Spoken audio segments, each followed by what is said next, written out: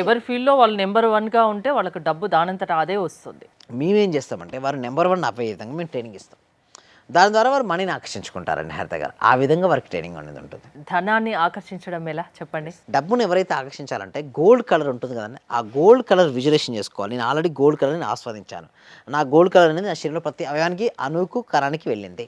తర్వాత eyes close చేసుకొని గొప్పగా ఊహించుకోండి మీ గురించి మీరు. అంటే మీరు డ్రీమ్ ఏదైతే ఉందో అది ఫుల్ఫిల్ అయినట్టుగా, మీరు ఏదైతే సాధిద్దాం అనుకున్నారో అది ఆల్రెడీ ఇప్పటికే సాధించినట్టుగా గొప్ప కళలు కానండి. ఆ కళలు ఎప్పుడైతే మీరు కళ్ళు కంటారో డెఫినెట్గా వస్తుంది. సింపుల్ చెప్పాలంటే అప్పులు ఇందాక ఉన్నాయని చెప్పారు, అప్పులపై ఫోకస్ చేయకుండా డబ్బుపై ఫోకస్ పెట్టండి.